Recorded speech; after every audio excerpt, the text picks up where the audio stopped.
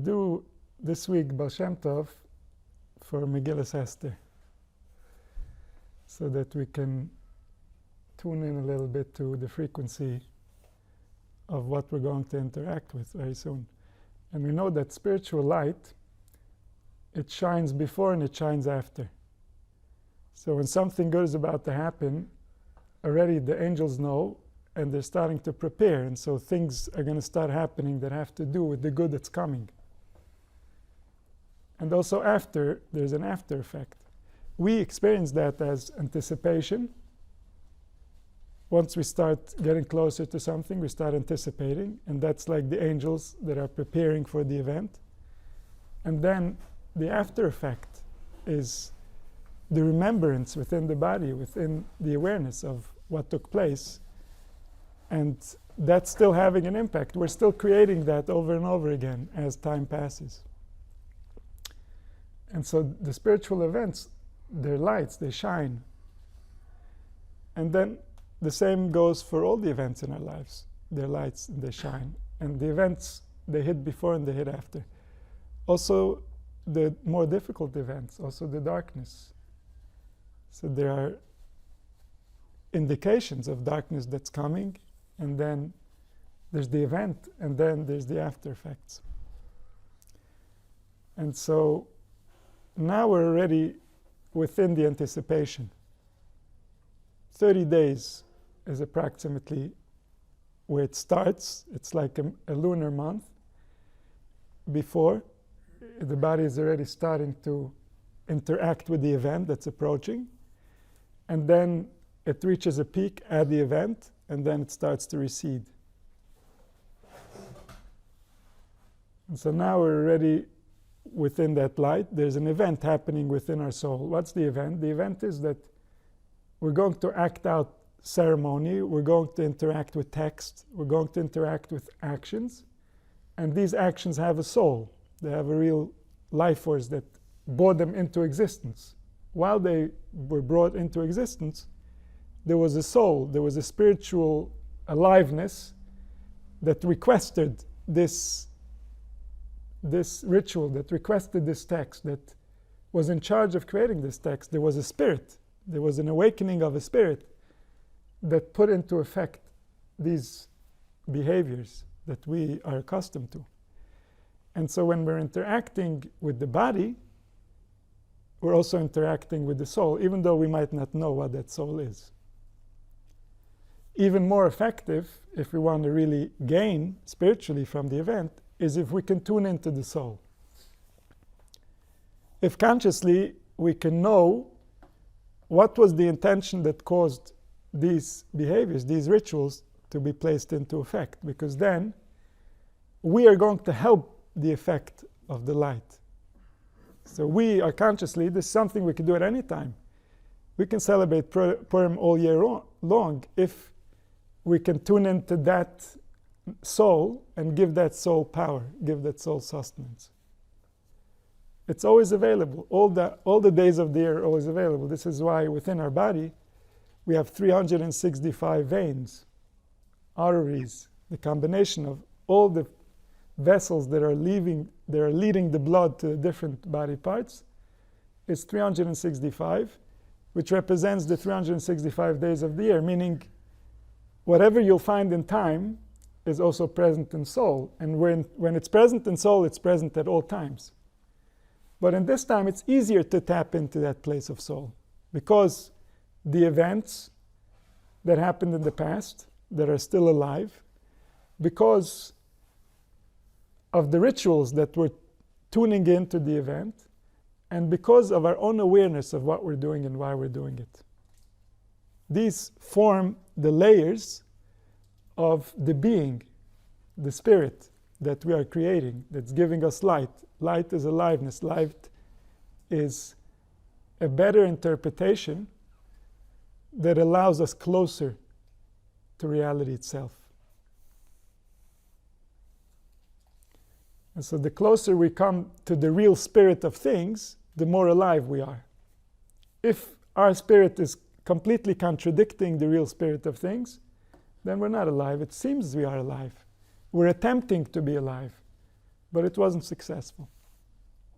Because whatever is contradicting the spirit of things is nowhere except in their own imagination. That effort, that energy, that aliveness that is being spent over there is not being spent into a place where it's going to have existence.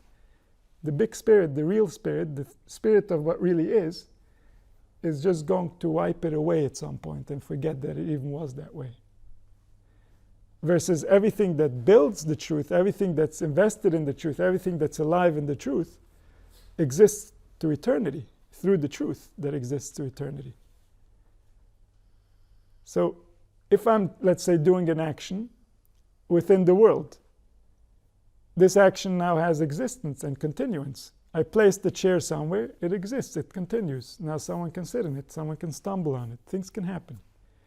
If in my dream I place the chair somewhere, nobody will stumble on it, nothing is going to happen. It was just a dream, then I'm going to wake up. And so if my spirit is aligned with the spirit of reality and then I'm interacting with reality, then I'm doing something within reality. The spirit has gained something from me. I have that forever. Tzidkosam u'medes la'ad. But if I invested based on my imagination of what reality is, but it's not really that way, so the spirit didn't gain anything. I was dreaming. Okay, eventually I'll wake up. And so the same goes for these events. The events are happening. Are we part of the event? Where are we in the event? What does it mean to us? What's taking place? There's for sure an awakening of spirit. There's for sure an excitement. This is already orchestrated by the collective. But what does it mean to you? Where are you taking it? And what's the point? What are you trying to tap into? What should we be trying to tap into? The real intention of why this was created. Something happened there. It wasn't simple. It wasn't just business as usual. We are reading the Megillah business as usual. What took place while the Megillah was being created wasn't business as usual. And so there was a truth that resulted, that created a soul for everything, for all the rituals and all the text that was going to come out of that. The rituals and the text are a body. And then there's the soul.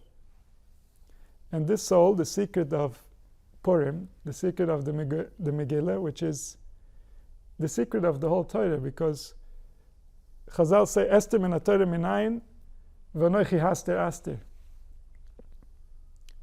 Which means, where do we see that there's going to be a Megillah Esther in the Torah? Because Hashem said, v'anoichi haster aster. I'm going to hide myself. I'm going to hide my meaning. I'm going to hide what it means to be me. I'm going to hide my existence. I'm going to fool you into believing I don't exist. That's why Pasuk says, Ki ata seboisas liba macharanis. You made them believe that you don't exist. Because you created so many contradictions to their intelligence, they could no longer swallow so much. Their intelligence and their emotions are being offended. They can no longer handle that pressure. And therefore they choose to believe that you don't exist.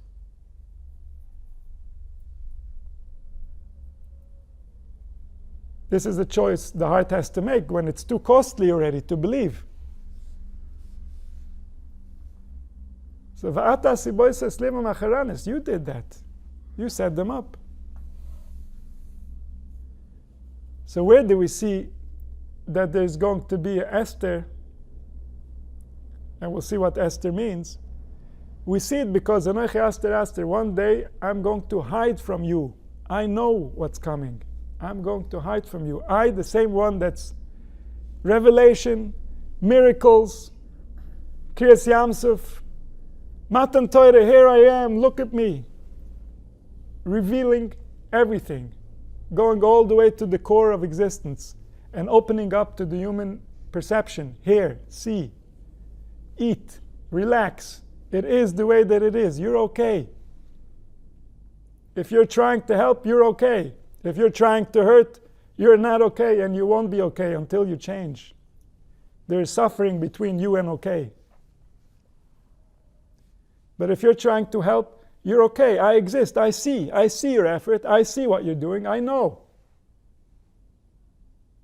By Matan Torah, that was clear. That was clear to every single one. He knows. And therefore, what I do is going to be kept. And I'm going to get paid whatever is due to me. If I exert effort, if I suffer pain, I'm going to get paid in a way that I say it was worth it. No one else will tell me, no, this is enough. No, I have to agree. This was the revelation. Noichi Hashem Elokecha, it's me. I have the power to do everything. You think I won't be fear? Where's your intelligence? You think I'm like people? People are my creation. People are becoming. People are developing. But their intelligence is it's just what it is. It's nowhere close to the power that made all. And so, in the midst of all this revelation, he says clearly, one day I will hide. What does it mean, I will hide? It will not look like those who do good get good and those who do bad get bad. I'm going to hide. It will not look like I'm fair. It will not look like I make sense. That's what it means. V'noichi haster aster. I'm going to hide.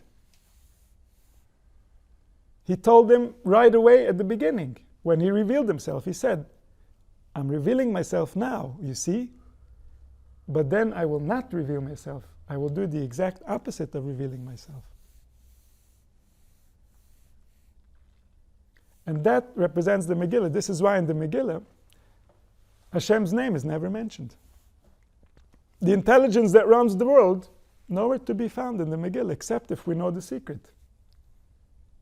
Every time it says Amelech, it's Malka Shel Olam. He's being called the king. Who was the king? Achashverosh was the king. No, Achashverosh cannot be a king. Achashverosh is just a man. Who was the king? He's the king. Achashverosh speaks. No, Achashverosh is not speaking. The king is speaking. Who's the king? The king. This is what the Megillah proves. Because Achashverosh speaks what he needs to be speaking based on every scene in the plot. Now he says this, and now he says that, and now...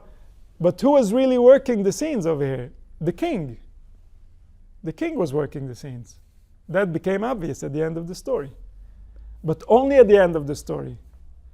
Anywhere before the end of the story, it seemed the exact opposite. It seemed like the king is nowhere to be found. Achashverosh is in charge. Achashverosh is the king. That's what it seems for the entire plot. Then comes the end and says, no, Achashverosh, who is Achashverosh? A piece of matter? You think he's in charge? There's a program running him. There's an intelligence that made him a certain way. He's going to play his part. He was designed perfectly, no question. Lev melochem v'sorim b'yad Hashem.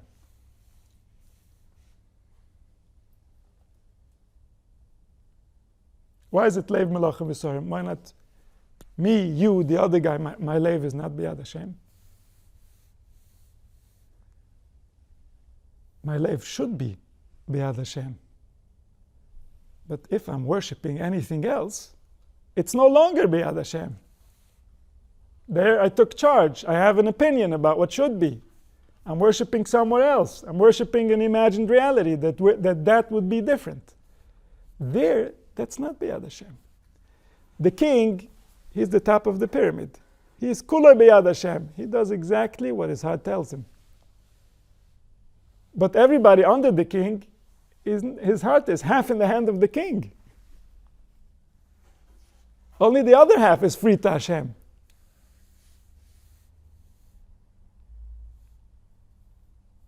And so to the extent we have kings, we don't have the heart. And then it's not b'yad Hashem. But David HaMelech says, Tzur levavi v'chelki Elohim lo elam. To me, my rock, my place is Elohim. David was also a king. But that's why he became a king.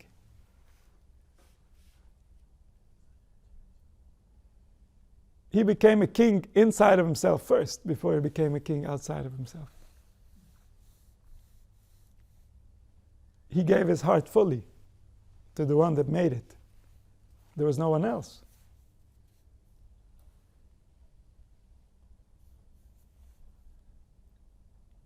And so Melech in the Megillah is B'malka Shel Olam. It's speaking about the greater king. The greater king is working the plot. The greater king has a plan over here about what needs to happen to the people. What needs to happen to the people? We need to create a threat to the people. Terrible. Why would the king want to create a threat to his people? Because his people are serving other kings. His people have forgotten who has the power. His people think Achashverosh is in charge. We're in Galus now. God's on vacation. Galus is when God goes on vacation. And so, how do you wake them up? HaKadosh Baruch Hu had a geula that he needs to give to these people. He had made a promise. After 70 years, these people are going to go free. Who? What? There's no one to go with. Everybody is busy with Achashverosh. Achashverosh is in charge. All they want is to make Achashverosh happy. Who am I going to take out? There's no one. And so what does the king do? He turns Achashverosh against them.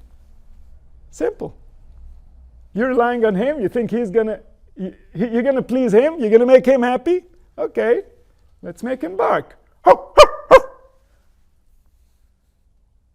Still think he's your guy? Still think he's going to save you? Oh, you understand? You got the message? Everything good. Everybody happy. Achashverosh, he loves Esther. Haman, who's Haman? Hang him. No use. Huh?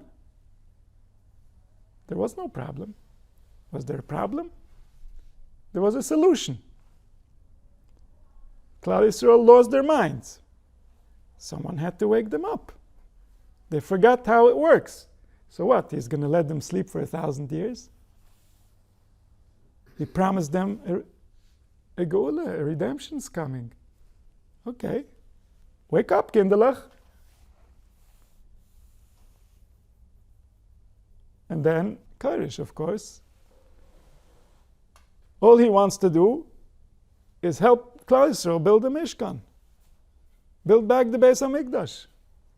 Suddenly, out of nowhere, it's just, he has a desire. He can't help himself.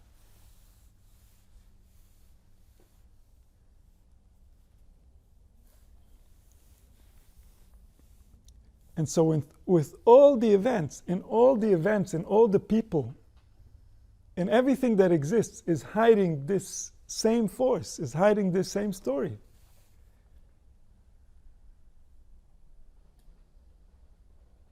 There can be nobody else. It can dress up like this, it can dress up like that. And today it goes this way, and tomorrow it will go that way. And then maybe, and just maybe, but then, no, I don't think so. This way.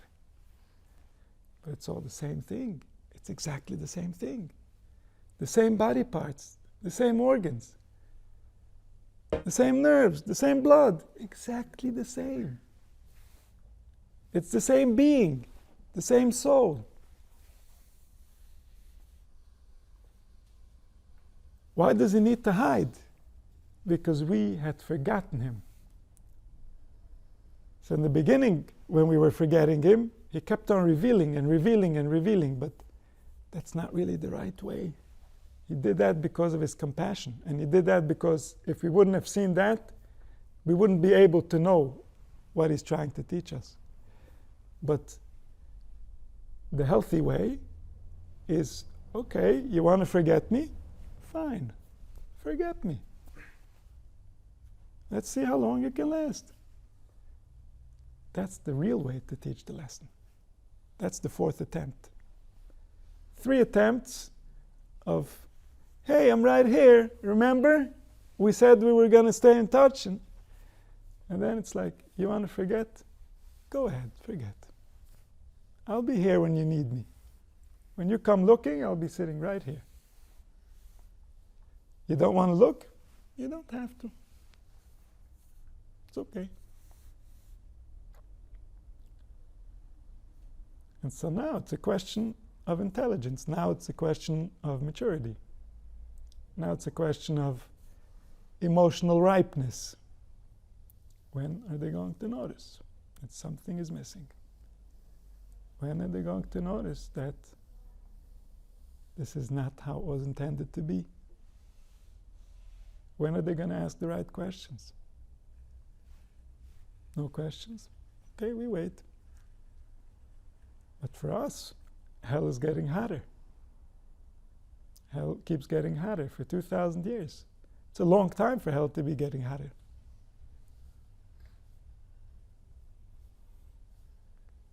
And it's because we're more and more distant from knowing that what's real is real.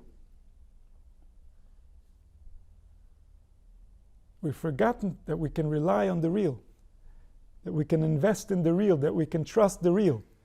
We've seen so many different things happen in humanity's behavior that we've forgotten how pure, how perfect, how balanced, how fair is the original design. And once we can't rely on it, all hell breaks loose. And then it just keeps getting hotter. That's the nature of it. All the wars, all the anger, all the frustration humanity's been through, millions upon millions upon millions, that died from friendly fire. What's friendly fire? A human killing a human.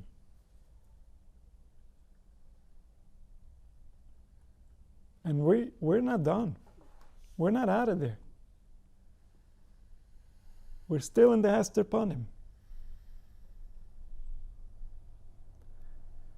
And so the soul of these events reaches to the very core of the human enslavement that's happening. It reaches to the very core of what seems to be the worst.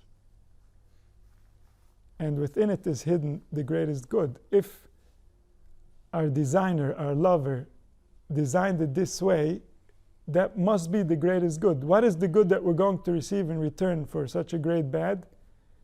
We have to trust him. Our imagination cannot go there. Our imagination wouldn't even be able to imagine this type of horror either. His imagination could go here. His imagination could go 1,000,000 times further in the direction of the good and the kind. That's where it's coming from. That's the purpose of all this.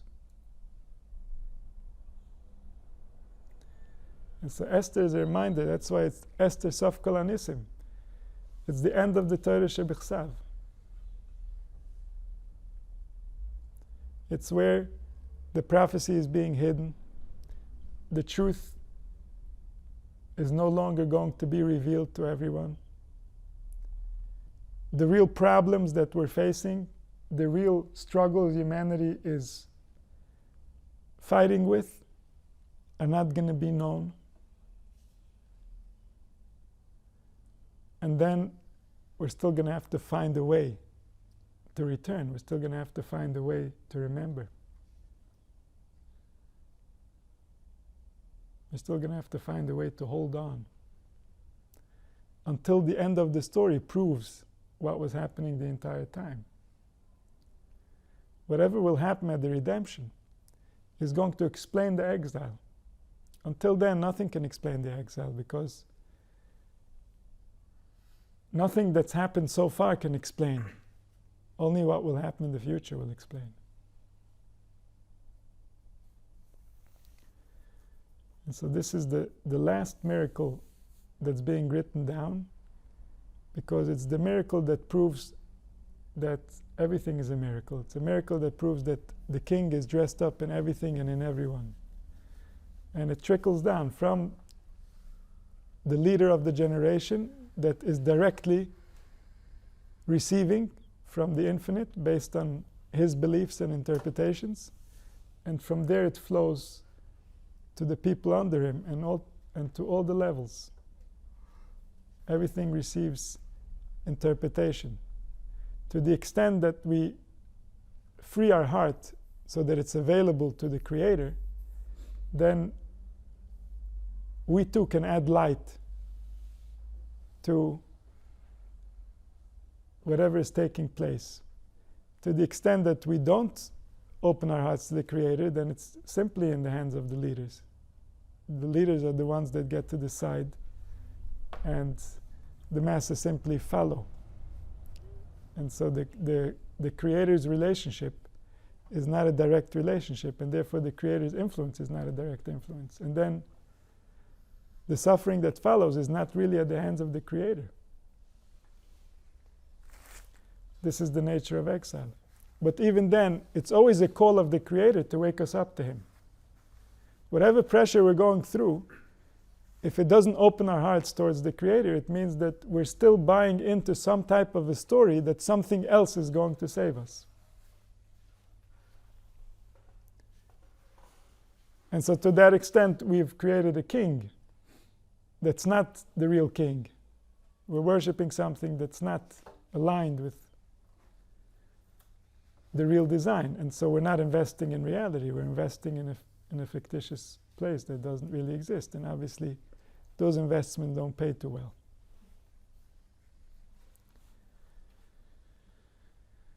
So go to the Baal Shem Tov. Lahovi azvashti amalka lifnei hamelech bekeser malchus v'goymer. B'Gemara, ibilvat shetei aruma. That Achashverosh asked to bring Vashti to show off her beauty, and he wanted it to come without clothing. That was the condition that he asked for. So Shemati b'shem Baal Shem Tov ותכם הדברים דברי קודש כי בכנס הקליפס אין להם בכנס המציאוס בעולם כי הם דרך הלבשה באיזה בחינה. That's the nature of the klippas is that they're not concerned with reality. They're creating fiction. They're creating alternatives to reality. They're creating distractions from reality. That's why they're called chitzonim. Chitzonim means they're outside of reality. So they don't really exist, but they attract our attention as if they're real. And so if a person has two ways of going, he wants to get to a city, and one way will lead to the city, one way doesn't lead to the city, but he doesn't know. If he follows the wrong path, all the energy that he's investing to get to the city is being wasted because there is no city at the end. There's no reward at the end of this process. And so the same goes for all of the demonic forces, all of the klippos. They pretend to be a solution to a real problem. They pretend to have something to offer. That's why we follow them. But what they're offering is an illusion, either short-term or long-term. It's not really going to get you to where you're trying to go. It's like following the wrong path to the wrong city. And then there's no reward. And that alone is the punishment, is that we invested life in non-existence. And so when a klippa wants existence, how does it gain existence? If it's fake, how can it gain existence? There's only one path for it. It has to convince a human being to believe in it. If a human being believes in the power of this entity, then it exists. A human being stops believing in it, it stops existing. This entity never existed before there was human beings.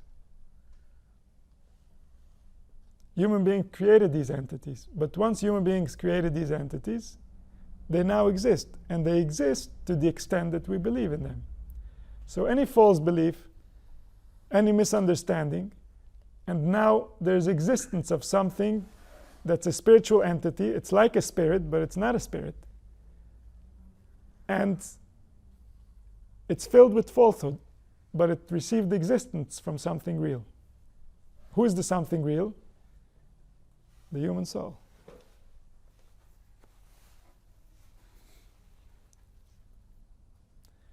And so therefore, if you ask a klippa, I want to look at it, I want to see it, but it can't be dressed in a human soul. I want to see it naked, completely in its own form. That would be impossible. That would negate its existence. And therefore it can never present itself without some type of a form, without some type of a clothing. What's the clothing? It's the human soul, and what the human soul is imagining is really happening. Why is it giving life to the demonic? Because it believes that something is real over here. That's the clothing with which the demon has to dress. If not for that clothing, there's no demon. The demon means that a clothing has formed that is not truly in line with the spiritual truth. That's the nature, that's the definition. And so if you ask Vashti to come naked, she can't do it. Can't happen. That's what he explained. We'll say the words again. The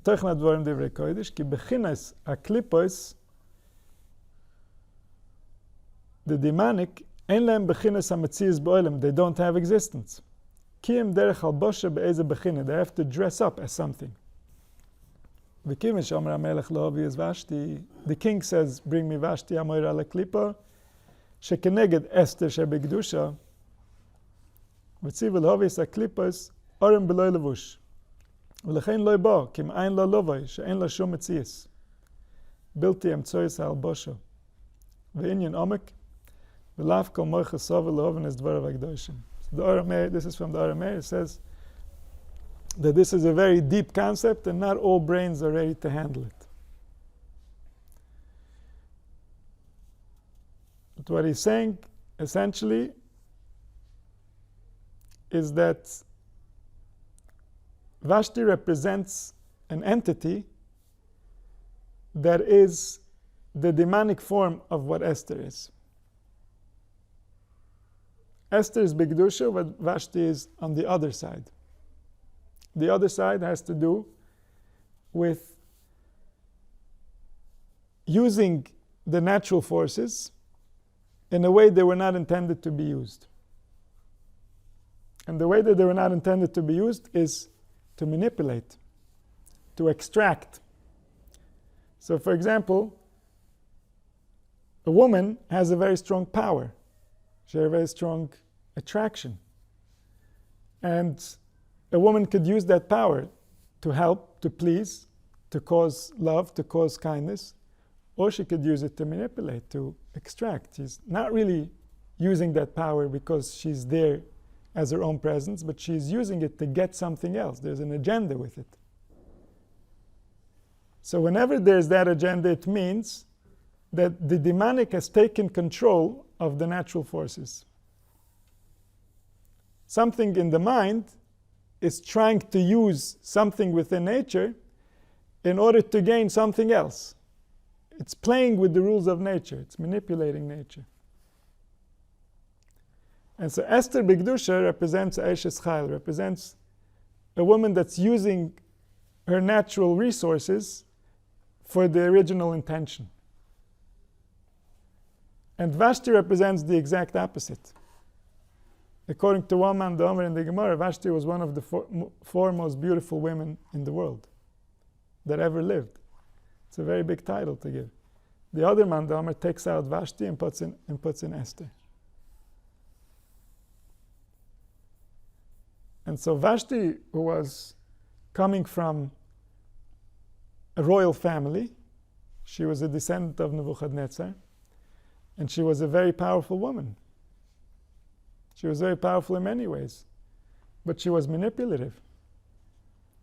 She was using the natural gifts that she received in order to receive other things that she had an agenda for. And so therefore she represents the opposite of what Esther represents. And so this is the demonic side of the same forces. The forces that Esther used for the good, when the demonic side takes over, those forces get used for the bad, and that's Vashti. And this represents a prototype of the klipa. This represents a klipa that's very popular in the literature that speaks about the demonic. And this is the female power. This is also the power that comes to the men in dreams and causes them to lose their own power to something that doesn't exist, to something that's within their imagination. And so it's the same force, it's the same power that's being played with over here. It's to use the imagination in order to cause other things to happen that have nothing to do specifically with what this was designed for. This manipulation today is blatant with all the advertisements that use women in order to advertise products or to get people to buy things. Any use of the form of a woman in order to sell something, and it's this power, it's this force, the demonic force that's being activated. We're manipulating the human soul. We're making it believe that it's going to receive one of its natural needs that it's designed to go after, because this is one of the basic primary goals that's been programmed within the body. And really, there's an agenda. It has nothing to do with that. We're trying to give it something else. So this has to do with the imagination and how we're using the imagination. This is where the klippas have their power. This is what the demonic means. Demonic, the word demon is similar to the word dimyon. Some say that there's a relationship there with the origin of the word.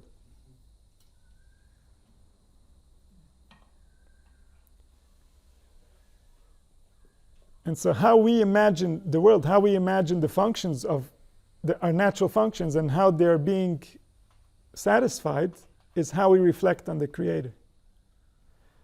If we're going to use the demonic in order to manipulate each other, then we're going to lose sight of the Creator. Then there's going to be a haster going on. Because the natural cycles that the Creator designed can no longer cause the formula of life to continue. People are manipulating it in order to get what they want. Hey, you come here, I have something nice for you. You might have something nice for me or not, but don't tell me you have something else for me, because then you're confusing my soul. And you can tell me in all the different languages, and even though I know you're wrong, you're still manipulating me. It's still going in. If I saw it, it's in my brain. Before I have time to say if I believe in it or not, it's already there.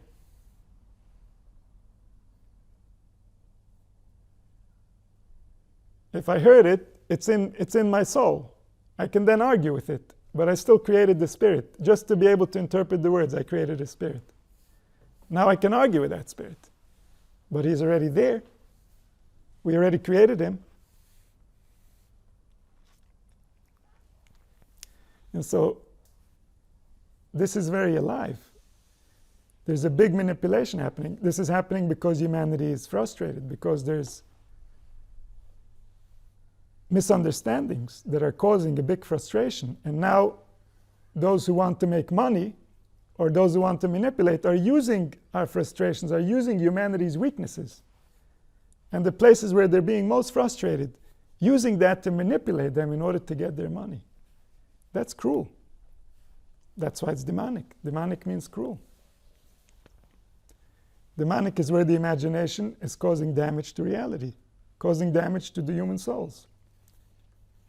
The very human souls that are giving it existence. They're like vampires. They're drinking the blood of the one who's giving them existence. If we wouldn't believe that way, they wouldn't exist. There are many potential demons that we could create that, thank God, we're not creating. There are many manipulations that we could do that we haven't thought of, and thank God we haven't. But we have to somehow forget the ones that we have. And this goes back all the way to the beginning of civilization. It goes back even more to the beginning of speech.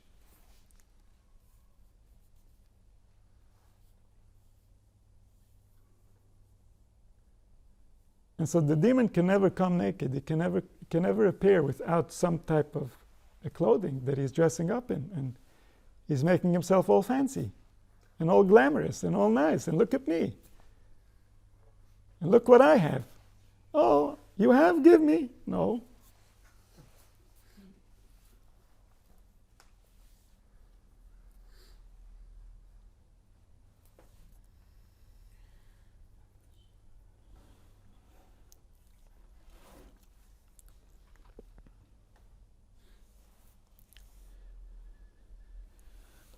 Pasuk Beis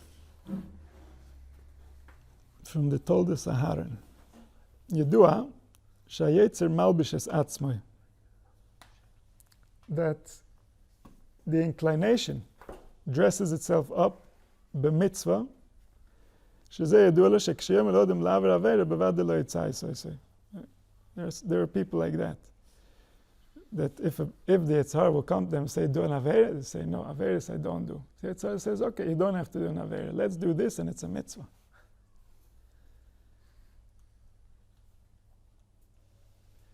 So the Chaim malbish atzmei b'levush mitzvah. He says, this you have to do. If you don't do this, you're going to burn. You better do what I tell you.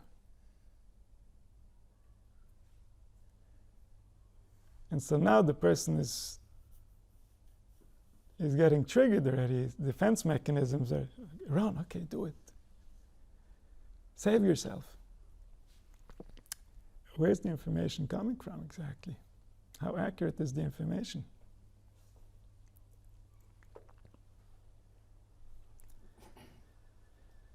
וזה הלבוש הוא ליצר לפונים, שיש לידי זה פונים להסיס היסוי. By confusing him with the information, then it can come through. The demonic can take control of the soul by confusing the soul, by not allowing it to see the truth the way that it really is. Then the soul is like, oh, okay, so then this is good. Okay, let's do good. I'm ready to do good. So if the soul misunderstands good, all its force is being used for the demonic. And this you can see every day. This is like basic religion. It works like this. That the demonic is dressed up as the holiness and the truth, and this is what you must do, and otherwise you'll burn. And then the soul is just, okay, this is good, let's do it, I'll do good. And it doesn't matter which religion. The soul doesn't even have the tools to even start to differentiate. It just knows that I don't want to mess with him. And it doesn't have the capacity to question, okay, you don't want to mess with him? You're sure you're not messing with him the way that you're doing things? Well, this is what everybody's doing. Okay, you're sure that everybody's not messing with him? And if everybody's not messing with him, then why is this going on the way that it's going on? And so apparently everybody's messing with him. If you're doing what everybody's doing, you're messing with him. He doesn't like it when you mess with him. Even after 2,000 years, he still doesn't like it.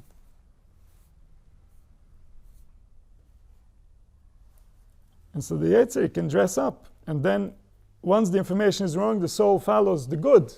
But it doesn't realize that it's eating poison. This is not good. This is not going to be good. Don't go there.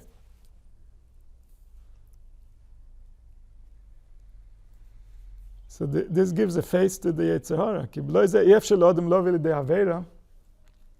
כמו ששמעתי בשם הרב הקודש אור עולם רב ישראל בר שם טוב זכרן לבוכה שציווה המלך אחשוורוש לבשתי לא והרימה ולא יבוא. So this is based on the same yesod from the Baal Shem Tov that Vashti can't come without clothing. So over there we spoke about the demons themselves and the forces, how they take control of the soul through manipulating it, and then the klippas gain chayes, because they don't have chayes ba'atzmam. Here he's already talking about the human inclination. The human inclination to evil also doesn't have the ability to come without clothing, because the human inclination to evil doesn't really exist. So how come he does so much evil? He has no inclination to evil and he does so much evil? Oh, he thinks he has an inclination to evil. He believes it. Once he believes it, he does. He went through many years in school and they convinced him that he has an evil inclination. He said, okay, if that's the case. But really, what's this inclination that causes him to do evil? It's the standard, regular, natural inclinations, and on top of that, some ignorance. That's all it takes. So if I have natural inclinations and my ignorance doesn't allow me to fulfill my inclinations, then there's frustration. Frustration creates the illusion that there is evil, and the illusion of evil creates evil.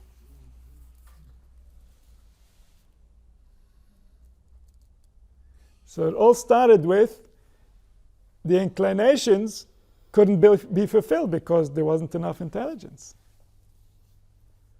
And then that comes out looking as evil. So if I say to the Yetzer, the big Yetzer Hara, that makes everybody do so much evil, hey Yetzer Hara, take off all your clothing and show up. You can't show. There's no one there. Doesn't exist. This is why he only came into the human soul through the Eitz Hadas Tovera. When we can think in these terms, if I get frustrated and okay, it's part of my experience, now I'm frustrated, I have to find a way in order to be less frustrated. Everything is okay. But if I eat from the Eitz Hadas Tovera, then I'm frustrated. Why am I frustrated? This is not good. Am I good? Is it good? Am I going to be good? Is God good? Is the world good? Are other people good? Suddenly he's on a trip. And then, what does he think? Maybe not. It's really frustrating. I don't know if it's good. I think it's bad, really. Oh, you think it's bad? Ooh. What are you going to do now? Where is this going to go? Cat's out of the bag. Nobody knows. Oh, it's bad. Who knows how bad it's going to get? I'm scared. I don't feel safe. What's going to happen next? The bad is coming.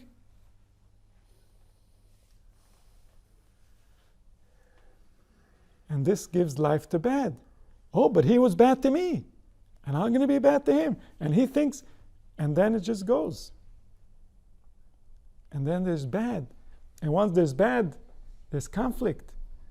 There's lack of trust. Lack of trust, law enforcement.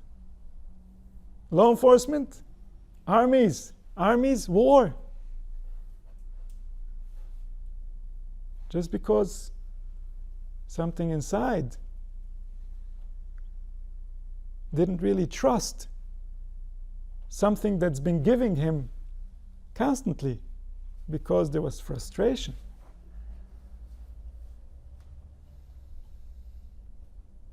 If not for the chet of the Eitz Hadas, even frustration wouldn't have gotten us to do this.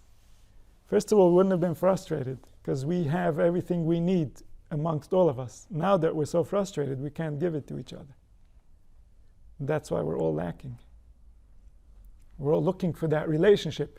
Well, you're not the one that can do that relationship, and she's not the one that can do that relationship. That's why that relationship is so hard to find, because both sides don't exist.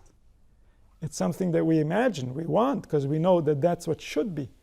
But we're not where should be is. We're not where should be, and the other party is not where should be. We've been frustrated for generations.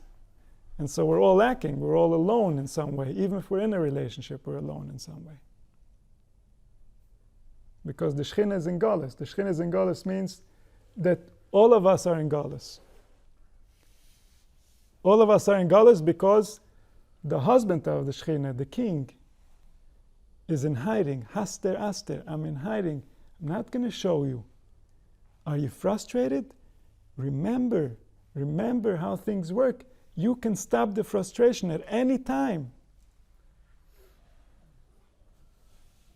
You can learn to know me, humanity as a whole, and then you will never be frustrated again.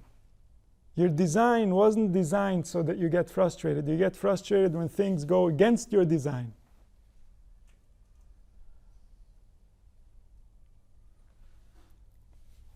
And so this is our wake-up call. Whatever they went through physically, they had a physical Haman, and they had a physical Achashverosh, and they had a physical Vashti, and a physical Esther, and a physical Mordechai. Everything that happened to them physically is going to happen to us spiritually. It happened to them physically in order to give us the instructions spiritually. They needed to have that in order to explain to us what we need to know. And we don't have it externally, we have it internally.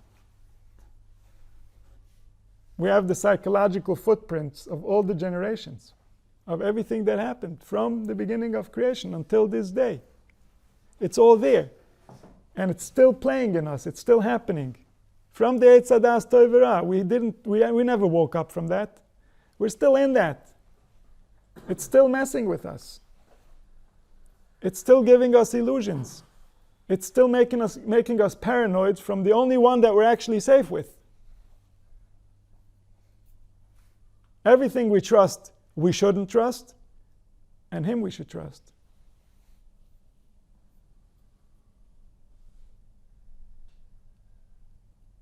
Because then it will work. When it will work, all our questions will be answered.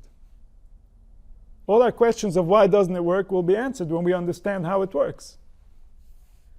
We haven't been looking for how it works for too long. We haven't cared. Even those who seem to be religious and seem to be studying what they should do and shouldn't do, they haven't cared how it works. And if we don't care how it works, then we abandon our soul. We abandon our Creator. What do we think? He's stupid? What do we think? He didn't have anything in mind for us? He just let it out? If we think like that, we don't deserve to be saved. He's not going to save stupid people.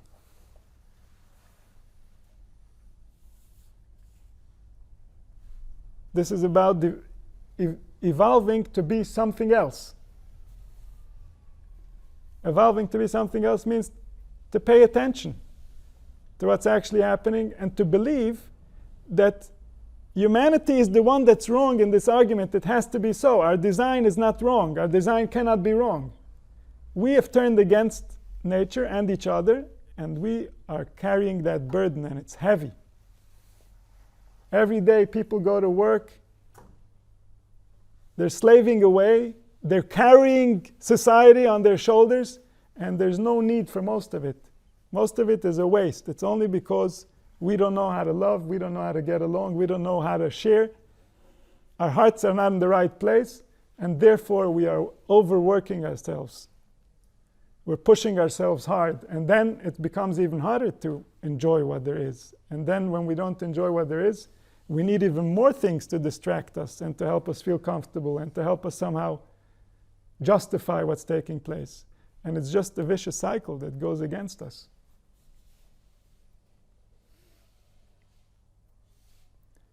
We have to return to our hearts. We have to return to our source, because He designed it. He knows. He's good at it. Human opinions are not going to get in His way. They're just going to mess with us. They're going to destroy our experience. But they're not going to mess with His design. His design can handle any type of manipulation. There's some type of answer to that. There's some type of a process that's going to keep track of the damage, and that's going to eventually result in it being healed.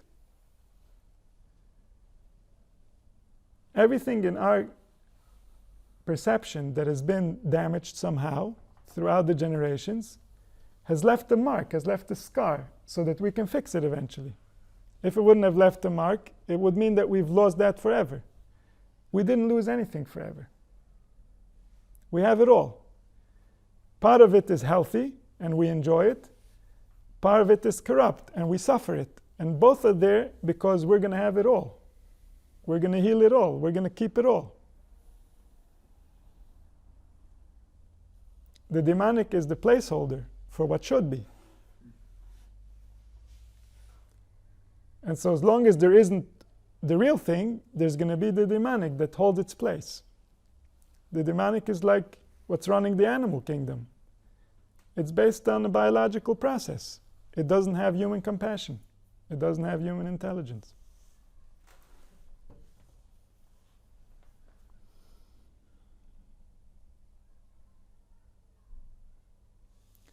And so we can become pure by removing all our clothing when we're with the Creator. This means removing everything that we think is. Because there, the angel of death has no entry. Over there, he can't show up. As long as we have some type of a definition of what we think we are, within that definition, the devil is already hidden. If we come with that definition to the Creator, we're also bringing him along. But if we have no definition, there can be no devil. That's how we can approach the source. The human soul is beyond definition. The human soul creates definition. The human soul dresses in definition. But so do all the different creatures. All the angels and all the demons, they dress in definitions. They create the definitions.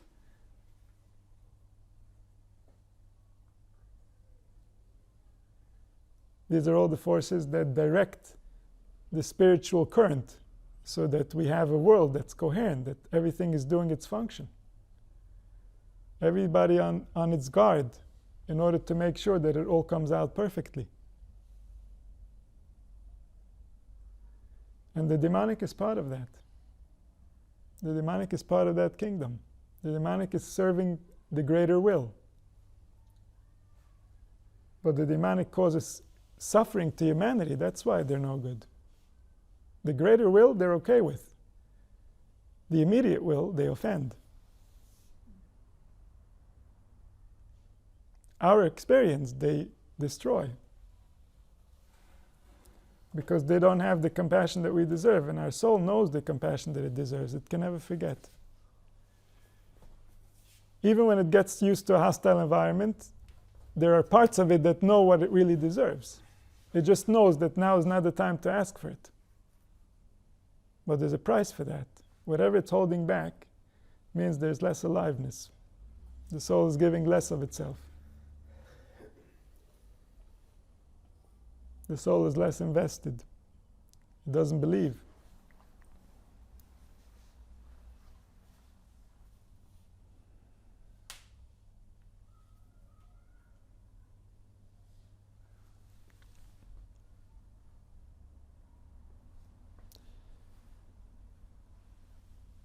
But we're going to Dalet.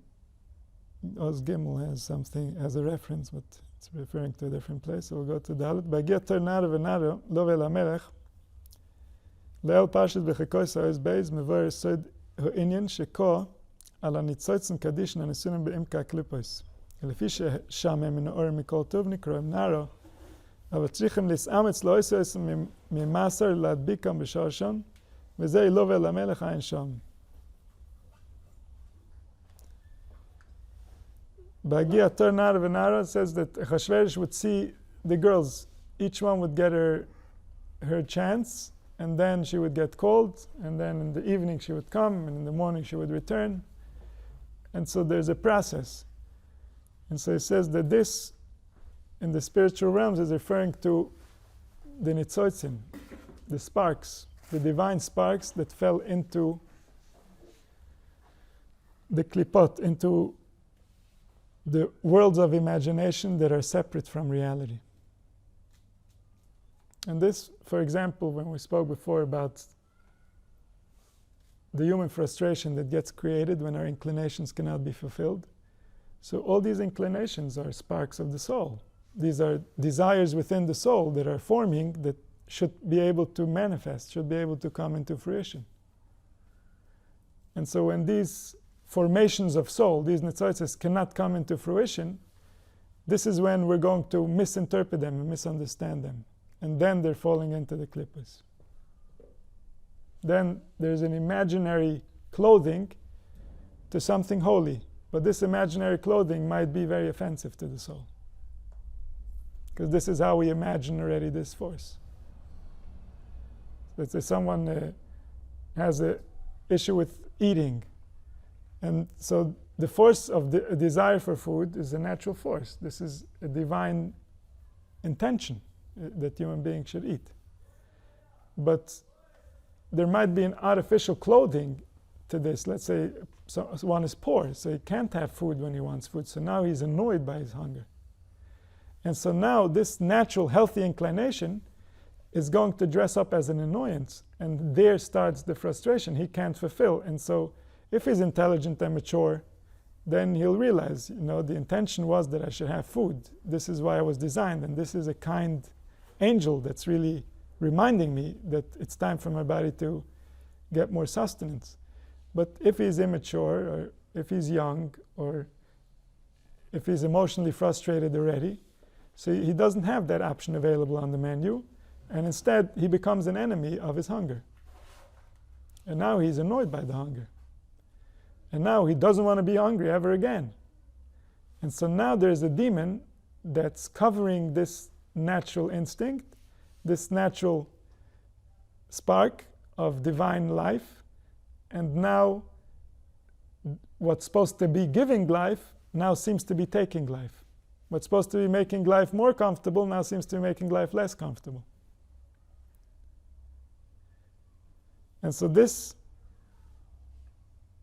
is in the individual level of an individual body. But the same goes for sparks that are complete souls.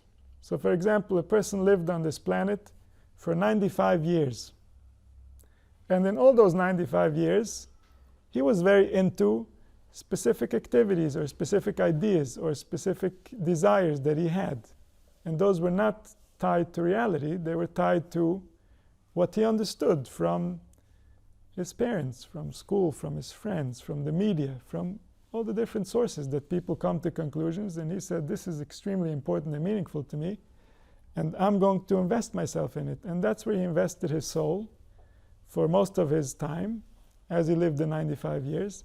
And because this was important to him, so even the time he was sleeping and even the time he was eating was considered to be part of creating this spirit, because this was what he was about. And then his spirit leaves the body, and it needs to find its way towards the original light that created it, but it has no direction towards there, it has no inclination towards there. It just knows the activities that it's used to and the things that it has been busy with. And so now this soul is going to need another soul, a kind soul, a gentle soul, to guide it towards the truth. And this will happen by someone that's still alive, a soul that's still in the body, is going to suddenly get an urge towards this specific activity that this soul was very into. And maybe it will gain a deep insight about this activity or this subject, or because this soul knows a lot about this. And so now the soul that's still embodied is going to experience that other soul. It's going to experience a taste of the perception of the other soul. And now, if this embodied soul is spiritually in tune, he can guide this inclination of the individual towards the truth by, let's say, attaching this activity or this subject to why is it important in the world? Why would humanity need to have it? What was the intention of the Creator towards this activity? And so this will link the soul to the original purpose of creation, to the greater spirit, to the spirit within all spirits. And then that soul is redeemed. That means that we've taken a spark that was in captivity. Where was it in captivity?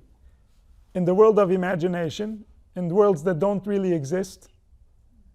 But that's the way it formed its perception, and that's where it was stuck in. And now we've liberated it, and we've reattached it to the greater soul. We've reattached it to source. We've reattached it to a real force that can give it continued existence. So now that soul realizes the importance of what it did in this planet while it was in this body. And it realizes the importance from the perspective of the greater soul, from the perspective of the collective humanity, from the perspective of the entire universe. And now, from that perspective, oh, I got plenty to be proud of. And so this reinterprets the whole life. This gives access to the spark, to its original divine power. The divine power was alive within it while it was struggling through its existence, while it was being busy with this activity, whatever it might have been, whatever the subject was. The divine spark was really there doing all those things. It just wasn't aware that it's a divine spark, didn't know what a divine spark is, and was just doing it according to its nature. It was just happening according to the knowledge that it had, according to its own beliefs. And now that divine spark is being liberated and told, oh, you weren't just somebody doing something. No, you're a divine spark, and therefore you ended up interpreting your divinity in this form, and therefore you developed in this way. And so this gives him a route back to its source. And so he says that the nitzotzes are called nara. What does a nara mean? M'ne'orin mikol tov. All good has been shaken off of them, because they're in the demonic worlds of illusion. When we imagine, the world that we imagine doesn't have enough holiness for us to really feel like we deserve what we are. And so when we are in these worlds of illusion, we're imagining ourselves much smaller. That's all we can justify ourselves to be. And so that's called that we're a nara, m'ne'orin mikol tov. We don't really have access to the real good that we are and that we own and that we should receive. We've completely forgotten. We've been forsaken into the illusion that we are nothing and we're nobody, and who cares? There are billions like you. Get over yourself. And so in this world of illusion, we lose access to all our good. We really don't realize the power and importance of a soul. It seems to us like there are other things that might be of importance. And so when we see that it came the time, it came the turn for a certain spark to be redeemed, so he says, make an effort for each spark, make an effort for each nara. Don't just let them slide by without you attaching them to the yichud. Give them life. It's an opportunity, because who knows when is the next time, when is the next cycle, when this soul is going to have an opportunity where it can get liberated. So, tzrichem lis'ametz lo etziosem lemasa. You have to make an effort to take them out of their captivity, iladbikam b'sharshan, and to attach them to their root, to their source. V'zei lovel hamelech, b'agia tor nara v'nara. It became the turn of each nara. What the turn? To turn to what? Lovel hamelech, to come home to the king. If it's the turn of a nara to come home to the king, bring that nara home to the king. Do us all a favor. And how do we know? How do we know when is the time of a nara? The exact time the thought comes to us, that's the time. Every thought is a spark, and every spark has its time, and that's its time, and only that's its time. And so every spark that comes to you, liberate it. Every spark, because you never know when you're going to have another chance to liberate that spark. Or in your personal life, there's a memory of your past. Liberate it. Explain to it what you know today, because you never know when that memory will come again, so that you can liberate that spark. It's a spark of your soul. You were there. You lived it. You experienced it. It's alive in you. Speak to it. Bring it home. Don't let it stay in its old illusions. Because maybe you're seeing that thought now, and it's like, oh, I remember that, but then for the next 10 years, you're not going to remember that. There's not going to be any associations that trigger it. There's not going to be any reason for it to come up. And then 10 years that spark still believed what it used to believe? Oh my God. Liberate each one.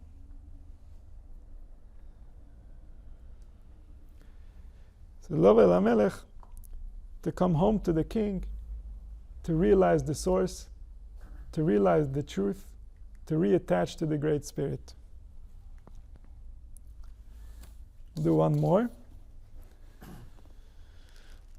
Let's say, Hine Yedua, ki kol ma she'odam roya shemea eina b'mikra. Whatever a person sees or hears is not by happenstance.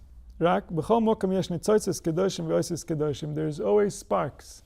There's always letters. There's always forces that are interacting with forces, and divinity is waking up. And when divinity wakes up, catch the opportunity, because divinity has its own process. And therefore, whatever doesn't get done when the opportunity comes, we don't know when it will be able to be rectified again. So everything that we see is Nitzotzes HaKadoshim v'choshkim im isavim tomed l'sharsham. Everything that exists wants to be hugged by the one that gave it existence. Wants to be given security, wants to be given acknowledgement by the source that gave it existence, because that's how it feels safe. It's like if I'm supporting someone financially, they want to make sure that I like them. Because if I don't like them, I might stop supporting them. And if I stop supporting them, it's less comfortable.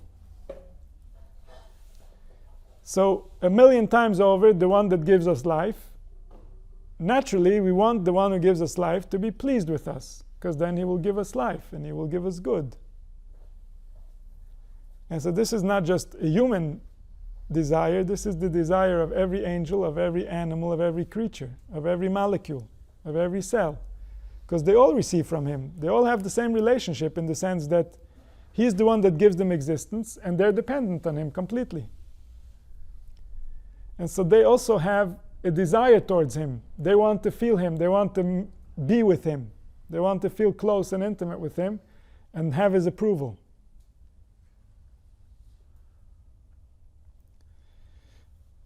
וחושקים במסעם תמד השרשם, כל אחד רויצה וחושק להזדבק מעין כיוצא בוי, כמוי אהבה לאהבה וספארס לתפארס, וכיוצא בזה. And so all the different forces as they come up in order to remember the divine entity, the divine force, the divine attribute that gave them life. So let's say the angels that are involved in creating love, when they create love, when they feel love, what do they want? What's their ultimate expression that they're aiming for? Is the love that's the attribute of the Creator, the Midas HaChesed.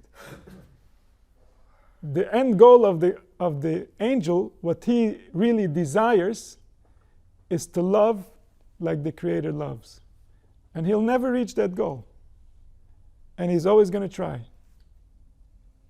And so to the extent that a human being will allow himself to love more, all the angels are waiting to come into that human being because, hey, here you can love a little bit more like the Creator. So here, all the angels want to come to him in order to express their own divinity, to come closer to the source. If there's no human being who can love, the angel doesn't have the ability to come closer to his source. He can't manifest love. He is the potential of love. He remains that potential until a human being comes along that is ready to love, and then the angel sings and he loves it. This is what he was created for. This is like his entire desire, his entire will is just to express this part of the Creator more and more and more and more and closer to how it's really within the Creator. And this goes for every force. This goes for every entity. The angel of fear, the angel of awe, the angel of excitement, the angel of passion, all these angels, based on how much the Creator has in order to create, this is their source, this is from where they get life.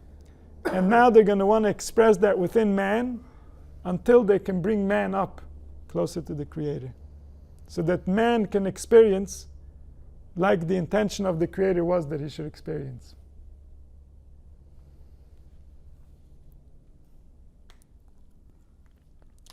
בקיצור, זה ואם עוד אמר לו איסו, אז חור גודל, כי עץ לכל חפץ. And so if a person knows how to elevate these forces to the right source, this is what rectifies the world. This is what creates the new world in which we're going to be able to live, where the angels are actually doing their function. Because what happens today?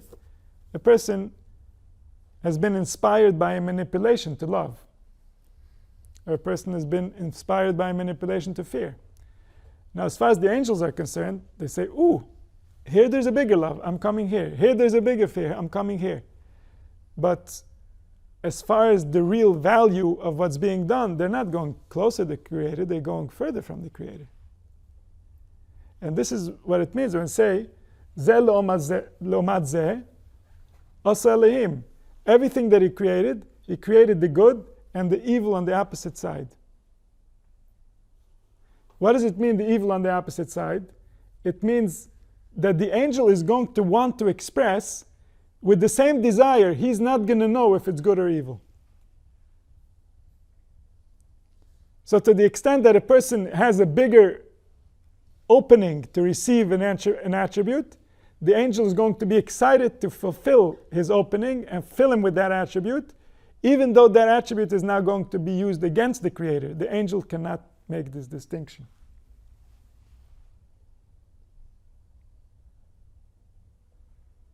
And so when humanity started manipulating how we use the natural forces and how a human being gets manifested, the angels started getting manipulated.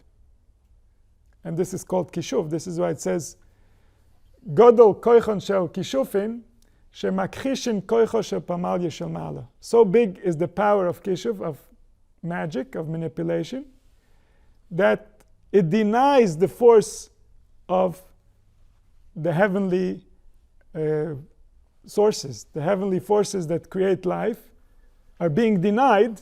They can't fulfill their proper intention, their proper design, because of the manipulation that humanity is creating, that's using those forces against us.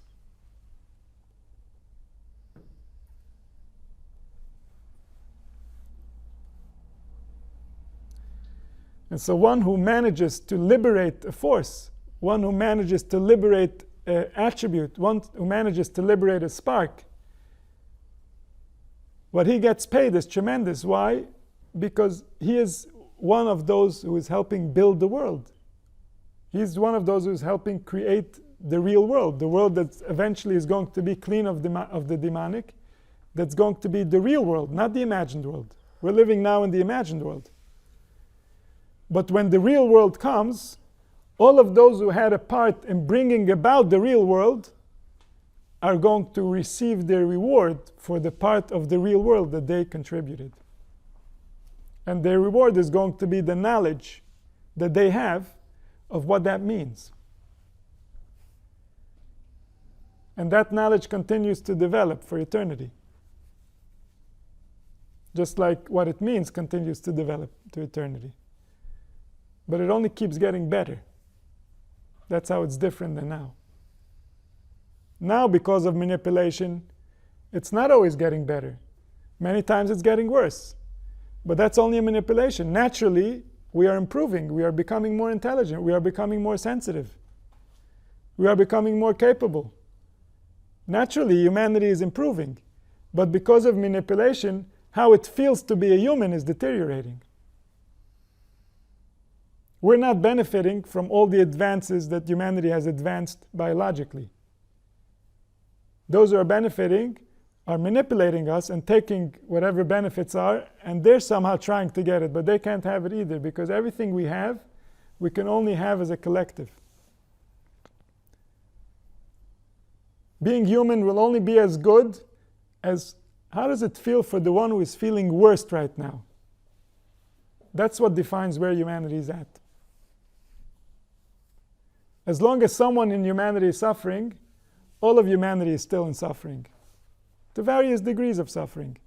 But even if one in humanity says, I'm not feeling any suffering, I'm not experiencing any suffering, he's not enough in touch with his soul. At the source, his soul is part of the collective soul, which means he is that person that's suffering. They're the same one. If there's one suffering, all are not clean of suffering. That's the nature of it. How much we're in touch with that is a different story. Many people will claim they're not suffering, but compared to what a human being should be, not only is it suffering, it's like they're dead. They're not even here.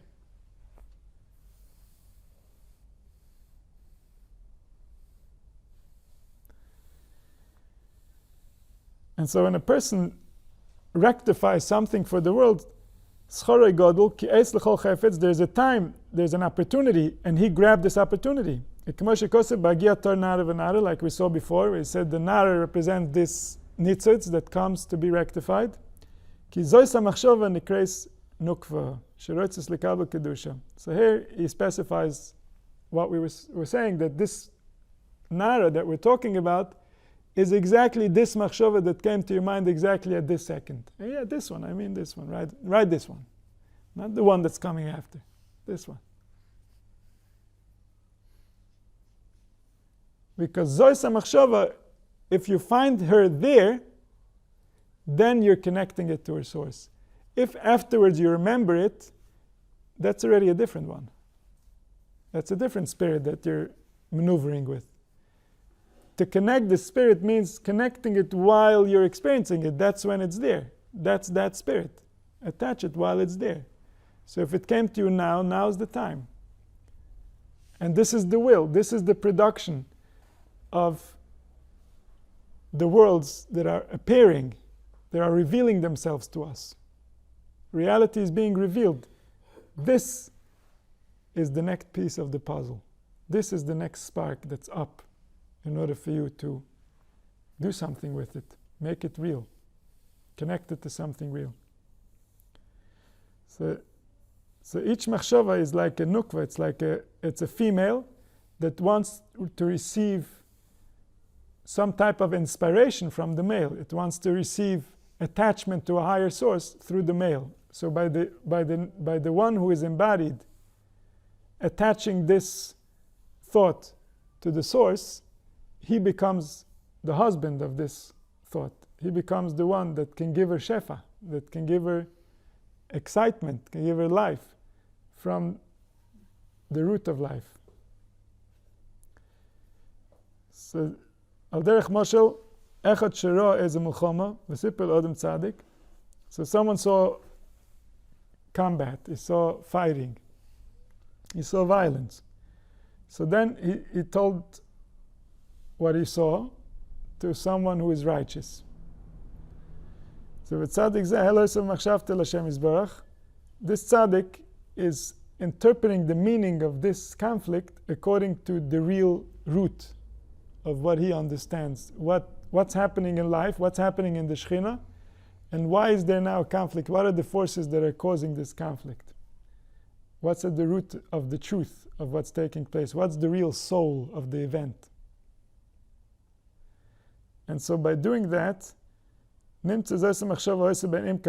before, this idea that the man had about the conflict was in the world of imagination. It had no real meaning. It was more him becoming scared and worrying about his own situation and what it's going to mean. But it had very little to do with the soul of the conflict. It had very little to do with the reality of what the greater spirit is experiencing. And this tzaddik, by interpreting it in the right way, he is reattaching it to the truth. And